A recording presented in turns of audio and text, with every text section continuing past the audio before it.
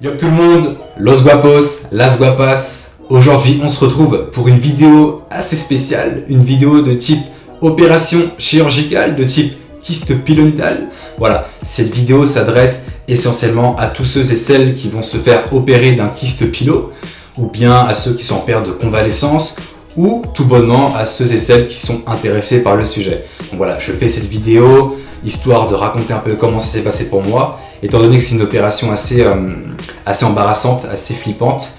Et puis voilà, je vais te donner des conseils, un max d'informations, un max de renseignements pour que tout se passe bien de A à Z. Ok, c'est parti. Alors avant d'entrer dans le vif du sujet, il faut que je te fasse un petit topo, une mini définition de ce qu'est le kyste pilonidal. En fait, bon, un kyste, je pense que tu dois savoir ce que c'est. Finalement, ce kyste est assez particulier puisqu'il se situe dans le pli interfessier, donc au niveau du coccyx. C'est pourquoi on l'appelle le kyste sacro-coccygien, et un tout petit peu plus haut que l'anus, tu vois, donc hachek.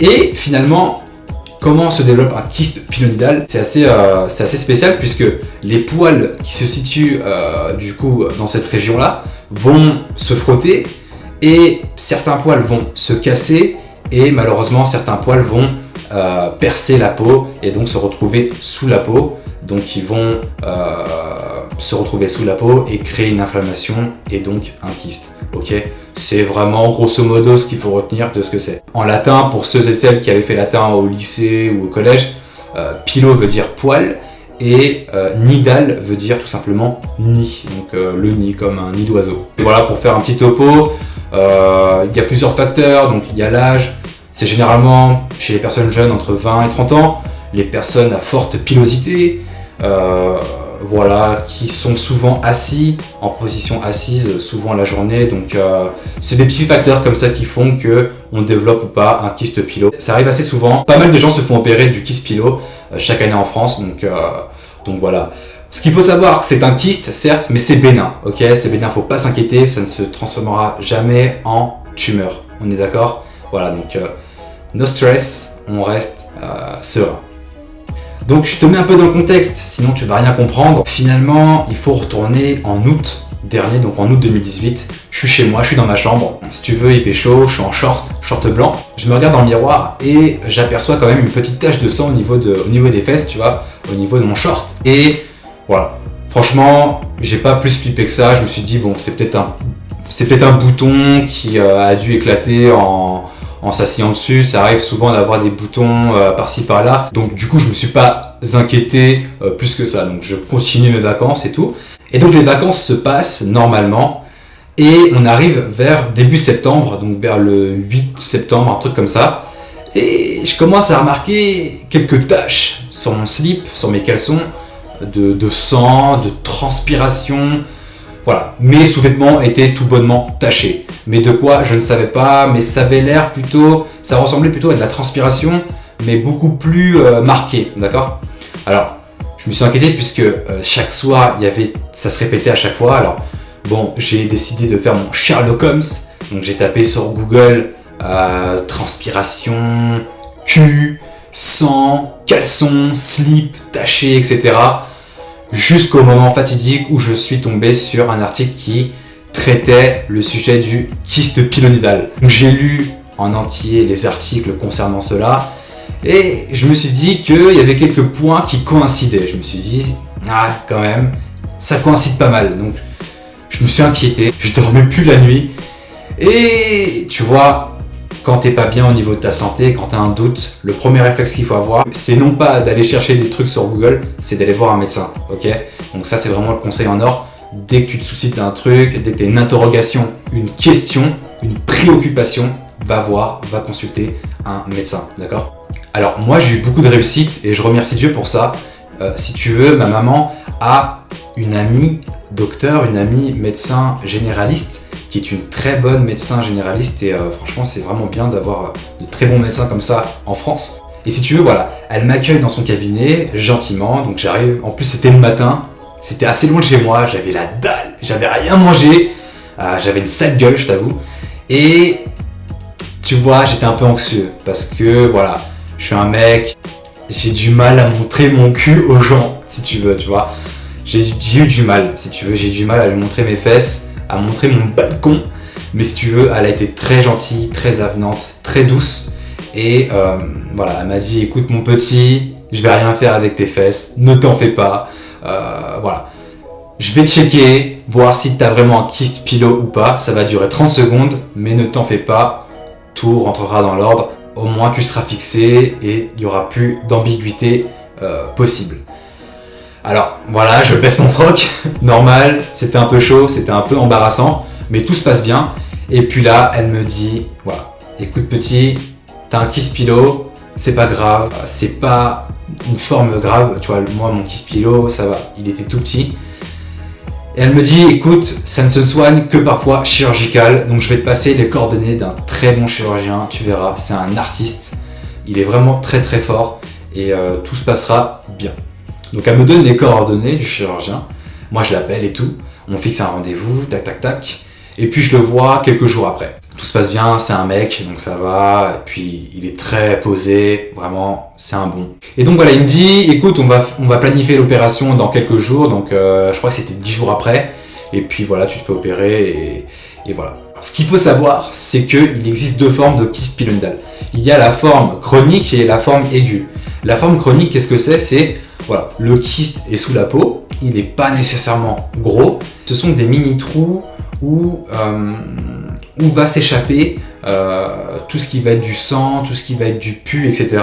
pour pouvoir en fait évaporer les mauvaises choses. Donc voilà, ça c'est la forme chronique. De l'autre côté, tu as la forme aiguë, c'est là vraiment où le kyste se transforme en abcès, tu vois, donc ça va te faire un bel abcès et ça fait mal, c'est pas beau à voir, c'est gros et généralement on opère ça en urgence, généralement bien sûr. Donc moi c'était la forme chronique et je n'ai ressenti vraiment aucune douleur et aucune gêne quelconque. Mais il fallait quand même l'enlever. Donc voilà, le chirurgien me dit écoute, il faut l'enlever quand même en express. Pourquoi? Parce que ça peut toujours s'inflammer, s'aggraver et se transformer en abcès. Donc il va falloir que je t'opère. Et voilà, sinon ça va s'aggraver. Donc je me fais opérer donc du coup le 25 septembre. Donc tout se passe bien nickel, hein. Tout s'est très bien passé. L'opération a duré peut-être 25 minutes, 30 minutes. Donc je suis resté un soir à l'hôpital, histoire de checker le délire, voir si tout se passe bien, et puis voilà. Alors, le plus important se trouve après l'opération, lorsque tu vas rentrer chez toi. Avant de rentrer chez moi, le doc me fournit une ordonnance avec plusieurs choses. Donc il y a des grands pansements, des pansements de la marque Alvin, il y a des mèches de la marque Hydroclean, des compresses stériles et enfin du sérum physiologique. Donc en fait, si tu veux, pendant toute la période de cicatrisation, pendant toute la période de convalescence, il va falloir que tu subisses des soins quotidiens par une infirmière ou un infirmier à domicile. Pourquoi? Parce qu'en fait, à la fin de l'opération, on ne recoupe pas la plaie. En fait, si tu veux, on la laisse ouverte. Voilà, c'est propre à cette opération. On laisse ouverte la plaie pour que le corps se régénère par lui-même et cela évite des récidives, d'accord? Donc généralement on laisse la plaie ouverte pour éviter que ça revienne ultérieurement. Voilà, chaque jour tu vas devoir subir entre guillemets des soins quotidiens par une infirmière et un infirmière. Je dis subir parce que le premier mois ça risque de faire assez mal. Le chirurgien qui va t'opérer ou quoi, il va aller plus ou moins assez profond, ça va différer des cas. Mais pour ma part, il est parti creuser, tu vois, donc il en a enlevé de la chair. Je vais douiller un peu, ça va faire mal, mais t'inquiète pas, c'est passable, c'est supportable, ne t'en fais surtout pas, d'accord? Et donc si tu veux, voilà, t'as des pansements Alvin, donc c'est des grands pansements comme des couches, on va dire, pas des couches pour bébé, mais ça va vraiment recouvrir la plaie et la protéger. Et puis c'est des pansements absorbants. Et il y a des mèches. Donc qu'est-ce que c'est les mèches? Généralement ce sont des pansements en algues, à l'algue en fait, ça s'appelle algus, un truc comme ça. Et en fait ce sont des pansements qu'on va mettre directement dans la plaie afin d'absorber l'exudat et d'absorber en fait si tu veux les mauvaises choses dans la plaie et ainsi accélérer le processus de guérison, le processus de cicatrisation.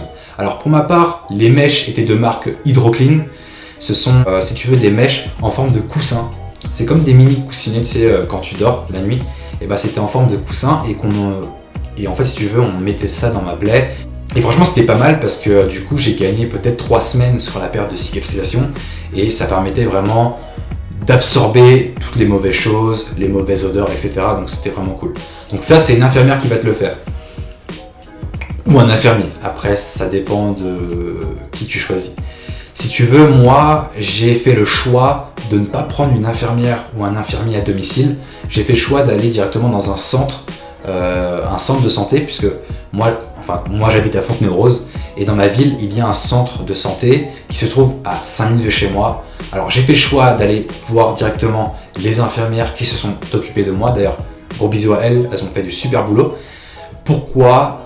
Tout simplement parce que voilà, je voulais pas rester isolé, sachant que j'ai stoppé l'école à cause de cela un petit moment. Je voulais pas rester isolé à la maison, c'était dommage. Surtout que au niveau du moral, c'est pas trop ça lorsque t'es isolé et que t'es tout seul. Bon, bien sûr il y a la famille, mais tu me comprends, il faut sortir, il faut bouger. Et puis en plus j'avais travaillé là-bas pendant quelques mois, du coup on se connaissait, c'était un peu des ex-collègues. Et puis voilà, sachant qu'elle travaillait bien et tout en sachant que je les connaissais d'avant, tout ça a fait que j'ai voulu choisir de faire mes soins avec elle dans ce centre. Donc je choisis l'aller-retour. Toutefois, si c'est trop loin de chez toi, si un centre est trop loin de chez toi ou un cabinet d'infirmier se trouve beaucoup trop loin de chez toi, prends un infirmier ou une infirmière à domicile. C'est plus pratique et comme ça on évite de se faire mal parce que tu vas avoir du mal à marcher pendant les premières semaines, d'accord ? Ça, je préfère te prévenir. Ok, donc les soins infirmiers, donc ils sont quotidiens. Tu vas devoir avoir des soins quotidiens pendant tout le long de la période de cicatrisation.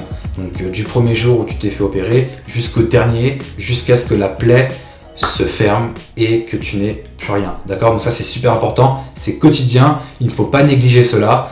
Et voilà. Mais tu verras, tout se passe nickel. Essaie de t'entourer de bons infirmiers, de bonnes infirmières. Et franchement, ça ira nickel. Tu verras. Et en fait, si tu veux, toutes les 3 semaines, j'avais un rendez-vous avec l'infirmière du chirurgien qui checkait l'évolution de la cicatrisation de ma plaie. Ok, donc toutes les 3 semaines, on se donnait un rendez-vous et puis elle checkait, etc. Elle me rasait autour pour éviter que certains poils ne se glissent encore une fois dans la plaie. Et voilà. D'ailleurs, je la salue et je la remercie parce qu'elle a fait du super travail. C'est un bijou, cette dame. Je vous salue et je vous passe un petit coucou. Alors là, je vais te parler du plan financier. Combien ça m'a coûté? Parce que bon, c'est pas si important que ça parce que la santé n'a pas de prix. Mais c'est toujours bien d'avoir une petite fourchette tout en sachant que voilà, y en a qui ne roulent pas sur l'or, on va dire.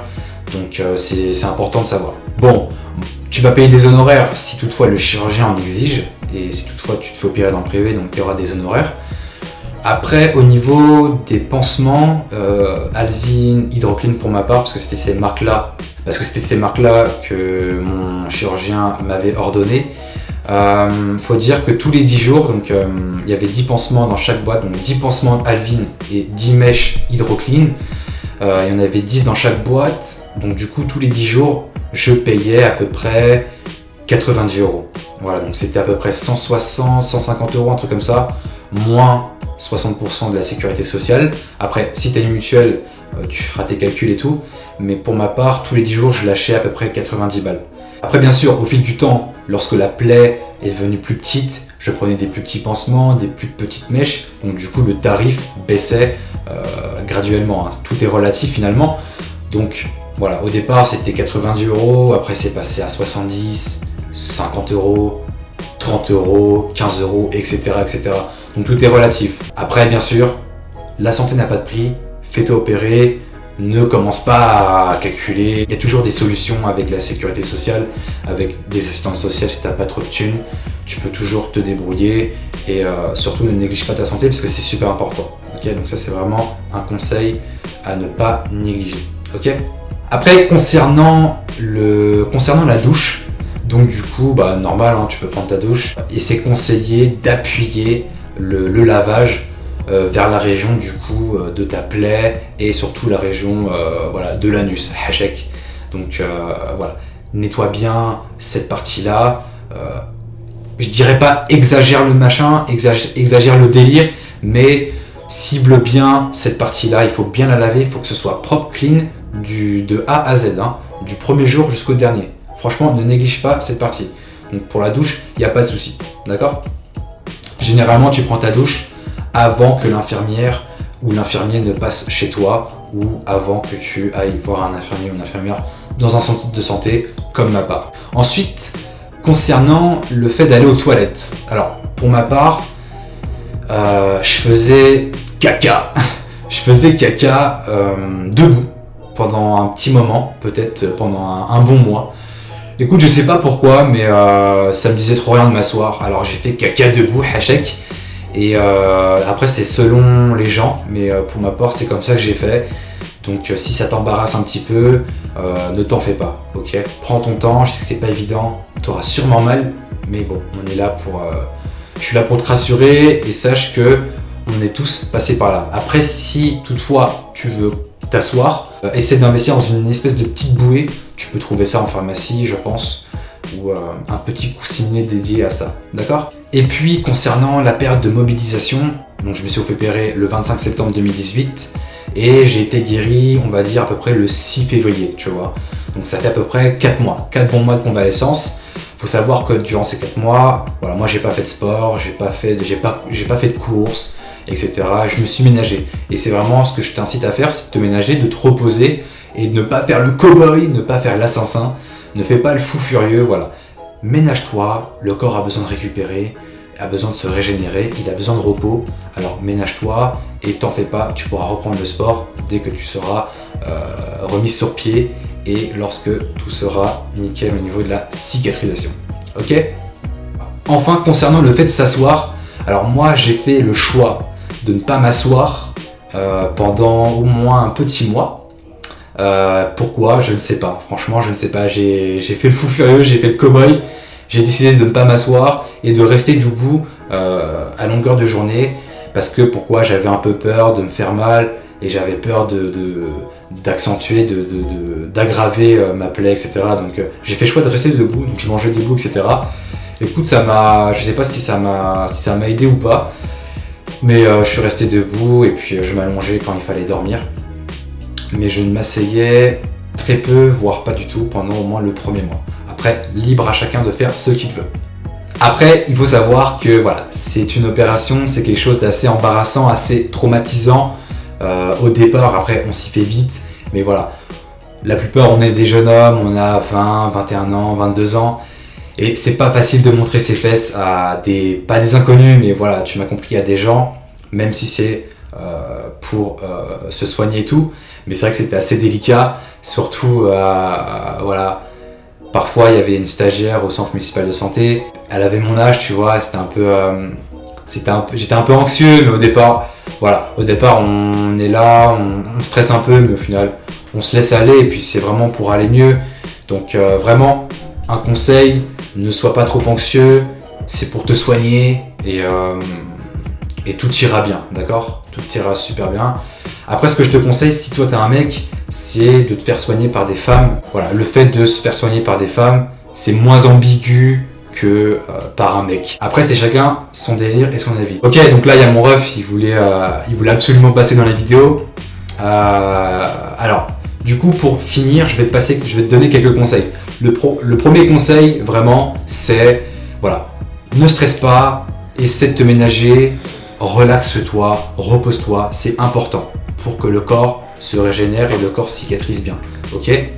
Deuxième conseil, évite la clope, évite l'alcool, voire supprime ça j'ai envie de te dire supprime ça de ta vie, mais je suis pas là pour faire la morale, mais au moins supprime ça le temps de ta cicatrisation parce que la clope et l'alcool c'est hyper mauvais pour la cicatrisation et pour la santé. Pour la santé et pour les vaisseaux sanguins, etc. Ok? Ensuite, le troisième conseil, c'est de bien manger. Donc mange à ta faim. Après, chacun son métabolisme. Il y en a qui vont perdre du poids puisqu'ils vont pas plus faire d'activité. Et il y en a qui vont prendre du poids. Après, c'est à toi de voir ce qui t'arrive. Mais voilà, mange à ta faim et mange le plus équilibré possible. Donc mange un maximum de légumes, un maximum de fruits, c'est super important. Hydrate-toi bien avec de l'eau, d'accord? Et mange voilà, de la viande, du poisson, varie les choses. parce que voilà, le corps va réclamer pour se réparer et se régénérer. Surtout du poisson, parce que le poisson, ça fait devenir fort, mais le poulet, c'est bon, mais ça fait pas ça. Voilà. Ensuite, le 4e conseil, c'est reste patient. Ok, ça va être long. Moi-même, parfois, je me suis dit, purée, ça guérit pas, c'est lent. Mais non, faut rester patient, reste patient. C'est vraiment le mot d'ordre, c'est la patience. Sois serein et reste patient, d'accord? Et enfin, 5e conseil, si tu as une question ou quoi, si tu sens que ça s'aggrave, si tu sens que ça va pas fort, va voir ton chirurgien, demande-lui conseil ou à l'infirmière, ou voilà. Mais ne va pas voir des trucs sur internet, etc. C'est vraiment pas une bonne idée parce que tu vas te faire peur à toi-même et ça c'est vraiment le pire des réflexes. Si tu as une seule question, une seule préoccupation, va voir ton chirurgien ou l'infirmière qui saura te répondre puisque ce sont des professionnels, d'accord? Voilà. Enfin, je termine. Il existe maintenant des soins, il existe maintenant des techniques thérapeutiques par le laser. C'est-à-dire qu'il existe des endroits, par exemple en Belgique, en Allemagne, je crois en France aussi, des endroits où maintenant on opère le kyste pyloïdal par voie laser. Donc j'essaierai de te mettre un maximum d'informations, un maximum de liens dans la barre info, mais franchement c'est pas mal. Surtout pour tous ceux et celles à qui c'est revenu, parce que parfois ça revient. D'accord? Donc ne t'en fais pas. Si ça revient ou si tu as peur de te faire opérer, etc., tu n'as pas envie de subir toute cette convalescence imposée, tu peux te faire opérer par voie laser. Après, voilà, je suis pas de docteur, mais il faut que tu te renseignes par toi-même le plus possible. Ok, donc j'essaierai de te mettre un maximum d'infos dans la barre d'infos. Sur ce, moi je vais te laisser et je te dis à plus tard. Tu te dis au revoir? Ciao. Allez, ciao. Comme on dit en Italie. Maladroit.